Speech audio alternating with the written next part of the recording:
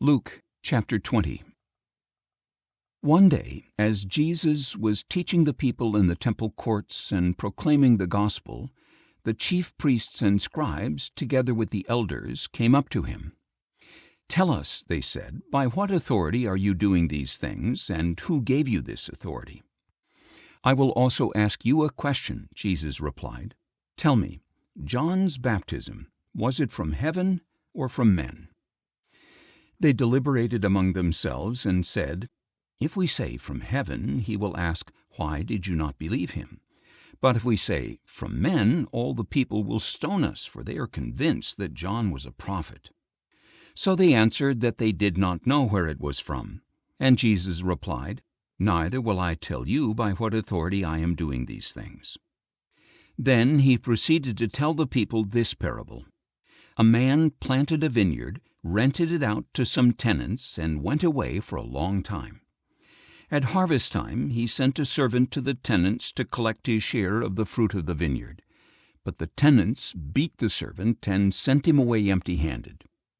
So he sent another servant, but they beat him and treated him shamefully, sending him away empty-handed. Then he sent a third, but they wounded him and threw him out. "What shall I do?" asked the owner of the vineyard. "I will send my beloved son. Perhaps they will respect him." But when the tenants saw the son, they discussed it among themselves and said, "This is the heir. Let us kill him, and the inheritance will be ours." So they threw him out of the vineyard and killed him. What then will the owner of the vineyard do to them? He will come and kill those tenants and will give the vineyard to others. And when the people heard this, they said, "May such a thing never happen." But Jesus looked directly at them and said, "Then what is the meaning of that which is written? 'The stone the builders rejected has become the cornerstone.' Everyone who falls on this stone will be broken to pieces, but he on whom it falls will be crushed."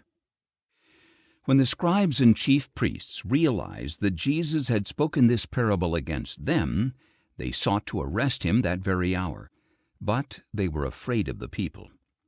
So they watched him closely and sent spies who pretended to be sincere. They were hoping to catch him in his words in order to hand him over to the rule and authority of the governor. "Teacher," they inquired, "we know that you speak and teach correctly. You show no partiality, but teach the way of God in accordance with the truth. Is it lawful for us to pay taxes to Caesar or not?" But Jesus saw through their duplicity and said to them, "Show me a denarius. Whose image and inscription are on it?" "Caesar's," they answered. So Jesus told them, "Give to Caesar what is Caesar's, and to God what is God's." And they were unable to trap him in his words before the people, and amazed at his answer, they fell silent. Then some of the Sadducees, who say there is no resurrection, came to question him. "Teacher," they said, "Moses wrote for us that if a man's brother dies and leaves a wife but no children, the man is to marry his brother's widow and raise up offspring for him. Now there were 7 brothers. The first one married a wife, but died childless. Then the second and the third married the widow, and in the same way all 7 died, leaving no children. And last of all the woman died. So then, in the resurrection, whose wife will she be? For all 7 were married to her." Jesus answered, "The sons of this age marry and are given in marriage, but those who are considered worthy to share in the age to come and in the resurrection from the dead will neither marry nor be given in marriage. In fact, they can no longer die, because they are like the angels, and since they are sons of the resurrection, they are sons of God. Even Moses demonstrates that the dead are raised in the passage about the burning bush, for he calls the Lord the God of Abraham, the God of Isaac, and the God of Jacob.